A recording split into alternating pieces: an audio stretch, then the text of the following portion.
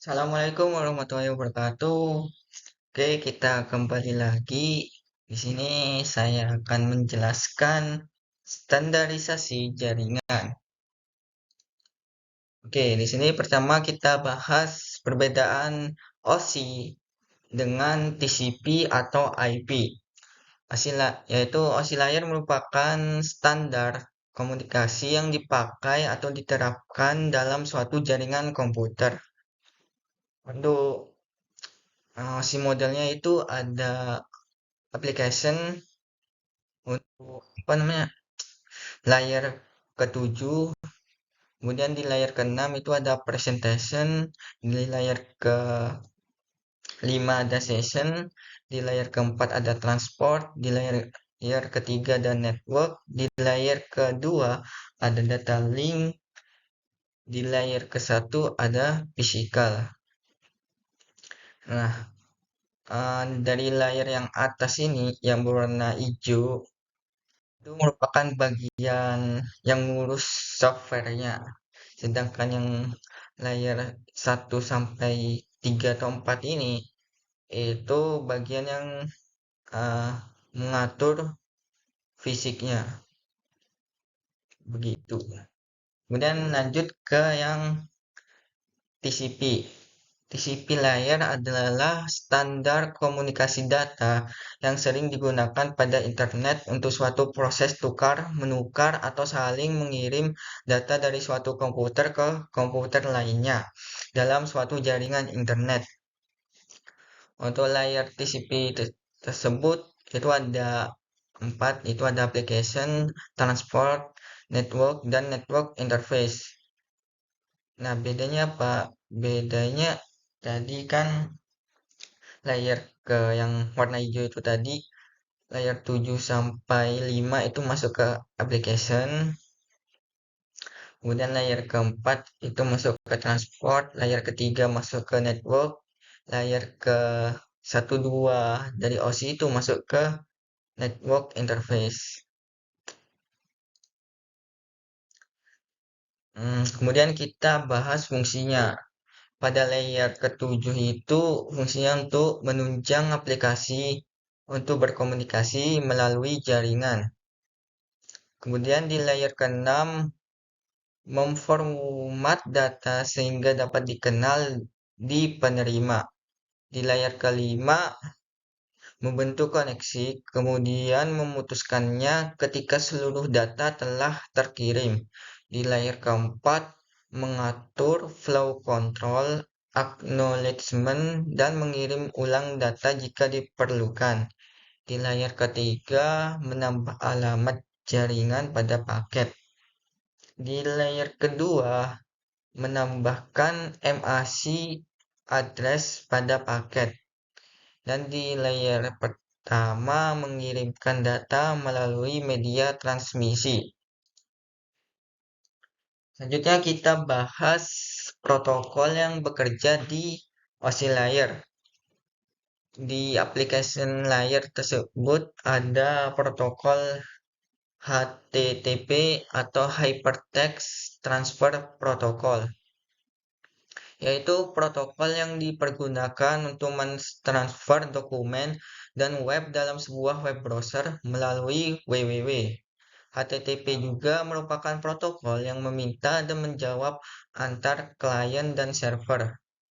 Kemudian protokol yang kedua ada DNS atau Domain Name System, yaitu protokol yang digunakan untuk memberikan suatu nama domain pada sebuah alamat IP agar lebih mudah diingat.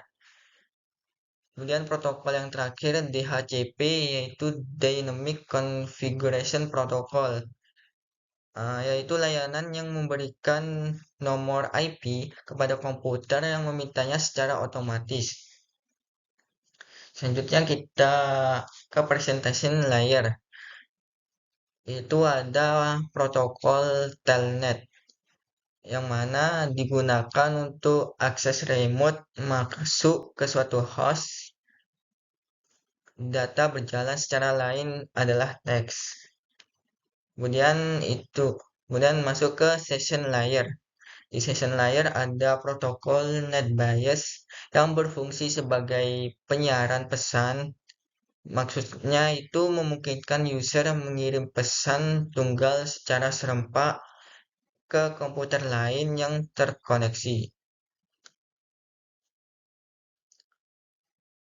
Kemudian ada transport layer. Itu ada protokol TCP atau Transmission Control Protocol, yaitu protokol yang menyediakan layanan penuh pada lapisan transport untuk aplikasi. Kemudian yang kedua ada UDP atau User Datagram Protocol, di mana protokol itu adalah protokol connectless dan process to process yang hanya menambahkan alamat port, checksum error, dan panjang informasi data pada layer di atasnya. Selanjutnya ada network layer, itu ada IP atau Internet Working Protocol, yaitu protokol mekanisme transmisi yang digunakan untuk mentransportasikan data dalam paket yang disebut datagram. Selanjutnya ada data link layer, yaitu ada PPP atau point to point protocol, yaitu protokol yang digunakan untuk point to point pada suatu jaringan. Kemudian ada SLIM atau Serial Line Internet Protocol, yaitu protokol yang digunakan untuk menyambung serial. Dan yang terakhir itu ada physical layer. Pada layer ini tidak mempunyai protokol yang spesifik, karena pada layer ini hanya mengirimkan sebuah bit-bit data. Selanjutnya kita bahas TCP dengan UDP. Nah, kalau di TCP sendiri itu connection oriented. Jadi protokol yang menggunakan koneksi internet. Kemudian di TCP itu reliable, artinya data yang dikirimkan itu dapat diandalkan. Kemudian ada segmen sequencing, itu artinya protokol TCP itu mengubah menjadi segmen-segmen dengan nomor urut agar saat mengirimkannya itu benar dan terurut. Kemudian di TCP juga itu bisa retransmission, artinya ketika ada data yang korup atau error, maka TCP itu bisa memungkinkan mengirimkan data itu, mengirimkannya ulang, ya seperti itu. Kemudian di TCP juga itu handshake atau sinkron. Ya, di TCP juga itu ada acknowledge. Jadi ketika pengirim mengirim sebuah data ke penerima, maka ketika sudah sampai datanya, si pengirim dapat informasi bahwasannya pesannya itu sudah sampai ke penerima. Contoh dari TCP itu ada email, file sharing, dan download. Nah, sedangkan UDP itu yang pertama connectionless, artinya dia tidak memerlukan koneksi. Kemudian UDP juga itu best effort. Artinya best effort itu ketika sebuah data dikirimkan, maka data itu tidak akan mengalami pengiriman kembali. Jadi meskipun ada data itu error atau korup, data itu akan tetap dikirim ke penerima. Kemudian UDP itu no sequencing, no retransmission, no handshake, no acknowledge, dan contohnya itu voice streaming dan video streaming.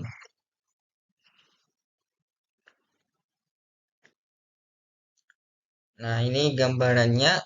Tadi kalau TCP, jika mengirim sebuah data dan data itu korup atau error, maka data itu akan dikirim ulang.